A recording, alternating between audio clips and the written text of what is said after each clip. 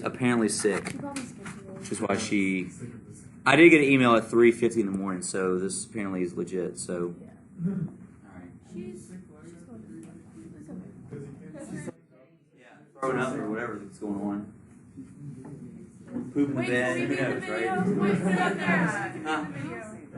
What? Take your phone and turn around so we can be in the video. No, no one wants to see you. We'll be like, hey, all right. Let's go back to where we were. Wait, are you filming right now? It's filming right now. Yeah. Hey, Jackie. All right. What if we just like FaceTime her? So we talked about no, not FaceTime. We talked about Adam Smith. We talked about David Hume yesterday. We pretty much finished Adam Smith by talking about he's this economic thinker. He attacked the laws, regulations, and virtualism, and argued for like unrestricted economic trade, no tariffs, something like that. And he's going to be influential to where we're going to see talk about him in the future too. We're going to come back to him in the next couple of units as well. But he's a little bit of a different Enlightenment thinker in general. So, any questions about the two Scottish guys? Everybody's good? Okay. Next guy, Immanuel Kant. Not Kant. So, he's a German Enlightenment thinker. Ideas here in Germany were hotly debated after 1760, usually dealing with Christian theology. So, a lot of the ideas in Germany, a lot of it tied into Christianity. Kant was a professor in East Prussia, again, because there is no real Germany right now. So Kant is a professor in East Prussia. A lot of his Enlightenment ideas come in like mid to later 1700s. He writes a pamphlet in 1784 called What is Enlightenment? So he writes this pamphlet in 1784 called What is Enlightenment? He answered that if intellectuals had their own freedom to have their own thoughts, then enlightenment would follow. So he answered that if intellectuals had their own freedoms to have their own thoughts, then enlightenment would follow. Basically, that's how you get enlightenment. The freedom to have your own thoughts. So he tries to answer this philosophical question, like kind of put together what's been going on for the past several decades, like what is enlightenment? But again, like many others, he's not a revolutionary. So he's not a revolutionary where he's like calling for change or armed revolt. He believed everybody should obey the laws, no matter how unreasonable. Because that's how, like a lot of these guys were all about keeping society in working order. So while they had some revolutionary concepts, many of them were not trying to buck how society functioned. So he was okay with everybody obeying the laws, no matter how unreasonable they were. And because of the tie-ins with Germany to Christianity, he tries to reconcile absolute monarchy and religious faith. So he tries to basically justify or come up with reasons why you should have absolute monarchy, and kind of tied in with Enlightenment and religious faith too.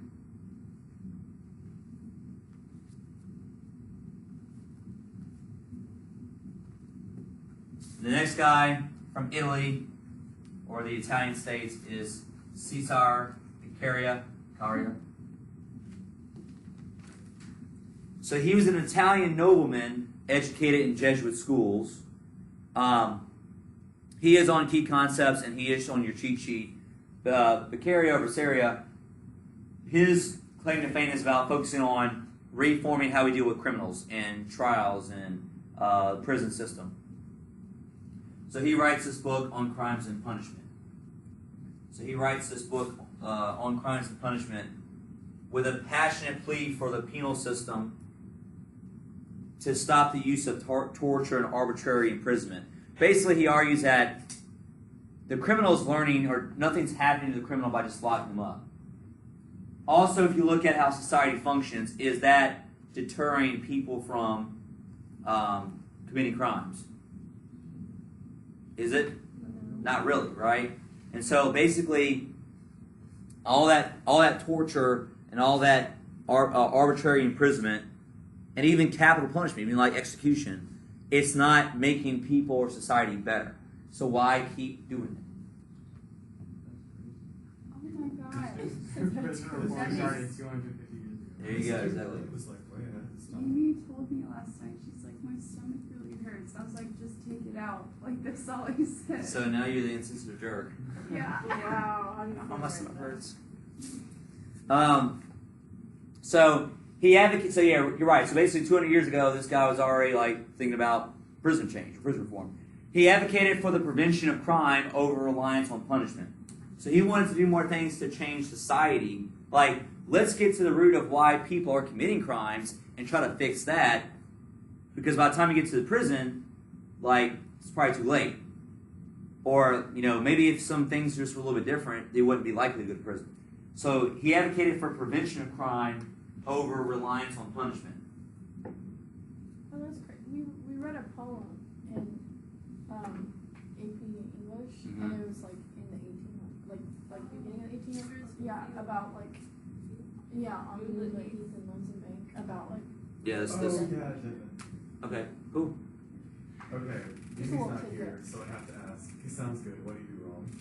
I don't have anything against him, so he's. Oh, wow. Yeah. The Wow. first one we can stand. He quickly made impact in English, French society as well as the colonies. So his ideas made a lot of impact in England, France, and the colonies. Remember that England had already had like the Bill of Rights, so they were kind of already in that mindset of like, let's not just do torture or arbitrary arrest. Like the colonies, like America, that's going to be in our Bill of Rights, and we're going to have a lot of those early ideas too. Like let's just not just go out and torture people or arrest them for no reason. You have to have a warrant, or like probable cause. That had already happened this morning. So he's an example of applying scientific principles to society. Like, let's make society better. He also developed deterrence theory. So he also developed deterrence theory as well, which punishment should just outweigh rewards of a crime. So basically that while you're trying to reform society, you shouldn't just make it to where it's torture or execution.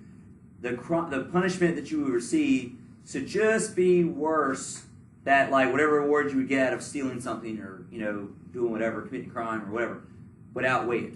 So, but not kill them or torture them arbitrarily, right? So if you like steal $1, you have to pay back $2. Sure. Yeah. It's like that one judge, like that one county judge who made his punishments to help the community. Right. And also self-improvement as well too. Usually, yeah. So that kind of mentality, right? So that's. All right, Baron de Holbach. Baron de Holbach. Baron de Holbach is a French-German author, philosopher, and he was also involved in the French Enlightenment. So he's from Germany, but was also living in France. So he's a French-German author and philosopher who was involved in the French Enlightenment.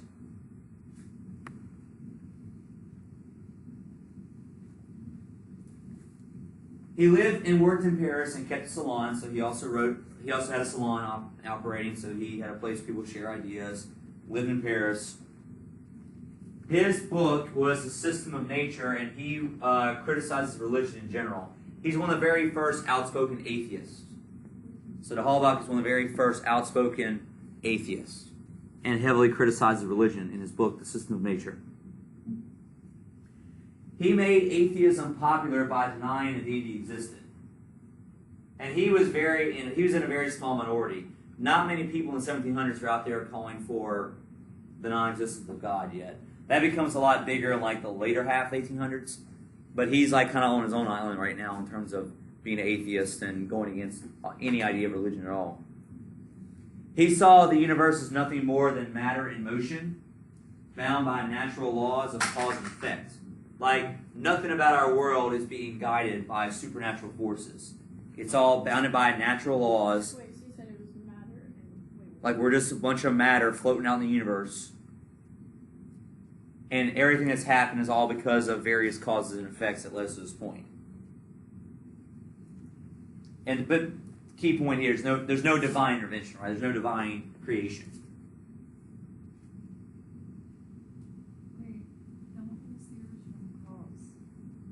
I mean, although they didn't have it yet, basically something like a Big Bang type idea, right? Just kind of like a very pro-science approach. He received heavy criticism, especially from the Catholic Church and Voltaire, because many Enlightenment thinkers were also religious. Even the scientists we talked about were religious too. But it didn't matter to him. He just didn't see any point in religion. So that's some of your other thinkers, other guys to be aware of. Questions about any of them? Everybody's good? Okay. Switch the slides here. Did they not burn people anymore? Because I feel like. No, that's all done at this point. All the witch burning stopped in the 1600s. Well, after the car. All right. Enlightenment debates about race. Scientists made taxonomies of plants and animals in response to discovering them in America. So basically, scientists began to group and categorize, all the different plants and animals they were coming across in Europe as well as the Americas. Like basically, exploration spawned a lot of interest in all this, and so they began to classify. And you know this from biology. There's a lot of taxonomies and a lot of different things. So they naturally began to do this, where they also do, unfortunately. What do you They have? put people in groups too. They basically begin to argue that there's classifications to races. Because, and it makes a little bit of sense why they do it.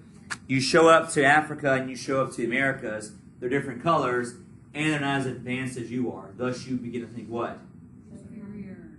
There's a sense of superiority, right? So basically this the sense of the European white race is superior because they were able to get all these advances or new technology or ideas. Hello, they have the Enlightenment, right? Whereas these other people are not so much on that higher on that spectrum. So they kind of take those scientific principles of classifying plants and animals, but that leads to them classifying races.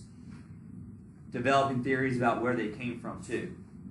So did they just ignore the fact that like most of their exploration and technology came from the east? Yes.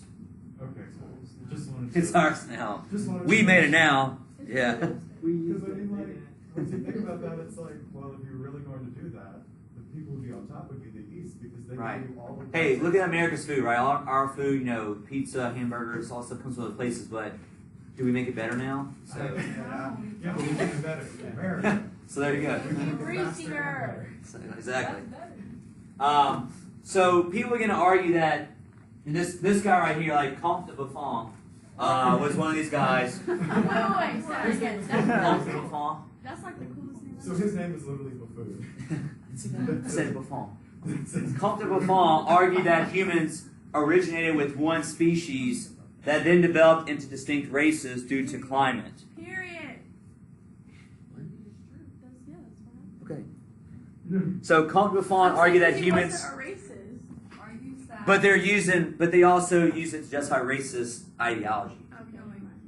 Okay, so Comte de Buffon argued that humans originated with one species that then developed into distinct races due to climate. Immanuel Kant also wrote about anthropology as well and argued that four races, the four races, meaning like, white, yellow, brown, and red, I guess. Yeah. What? All had derived from one original race. He believed the closest people to the original race were North Germans. Yeah, Aiden! Wow. I wonder where this is going. Exactly. This might be So important. this might be important later. Yeah. So his belief was that the North Germans were the and he's also German. He believed they were closest to the original race. Oh. Thus, they were like a better, superior Alright, Aiden. race. Whoa. This is Like, our, Aiden, that's this is our class that's now. backwards because shouldn't you want the people that are most evolved from the original? Because that means I don't know how they all came to conclusions, but I think he believes that based on where these other races moved to, it like climate affected their pigments. Pigmentation? Pigmentation, exactly. Aiden. But obviously we do know that where does original race come out of? Original human beings, Africa, right? Africa, not Europe. So, all right. Yeah. Hey, right? You gotta win. All right. So looking at racial classification. Racial classification. Classifying humans on race was now going to be a new element of the Enlightenment too. So this is going to happen in the mid to late 1700s, where they're classifying humans based on race. Before, Europeans tended to group people based on nations, like you were French or Arabic or Chinese or Russian or whatever. So before the Enlightenment, Europeans tended to group people based on nations, based on their culture and history, not so much based on their race or how they looked. They developed a hierarchy of race, and obviously, who's on top? North German. Or most European races, right, or white races. So they developed a hierarchy of race. Europeans put their race at the top because they were culturally superior to barbaric people in Africa and the Americas. And they began to try to use pseudoscience to basically justify their claims, which is another reason why you have slavery growth. So that, the Enlightenment ideas about race and that they're inferior races leads to more enslavement and making people work Throw the whole thing out. in the 1700s. But there are some guys who criticize these ideas. So there are some guys who criticize these racial ideas. Denis Diderot used Montesquieu's technique of criticizing Europeans using satire and outsider voices. So Denis Diderot wrote the encyclopedia, or not wrote it, but compiled it. Used Montesquieu's technique of developing satire and outsider voices to criticize racial thinking. I thought we learned from the Great Prince. You thought we learned. That's strike one. I thought we learned from the Prince of act evil and then everything will turn out right. Satire may not be the best idea right now. Other Enlightenment thinkers did too, as well as some former slaves. There's a very famous former slave, Equiano. So I'll spell it for you real quick. I wrote that down when I took book notes. Yes, good. Where are you from? Yes. Oh. Unless some people, I'm glad some people have notes, unlike some people, Miranda. Oh. Look at this. Look at this. Yeah, now you have notes. Are we gonna? So a lot of Equiano is one of the most famous 1700s former slaves who actually develops the ability to write and writes his accounts of what he experienced in slavery. So he's a voice in this time period who is discounting any kind of qualities of slavery at all. But a majority of Europeans and Enlightenment thinkers supported these racial ideas about there being classification of races or superior races. All right, we're going to stop the first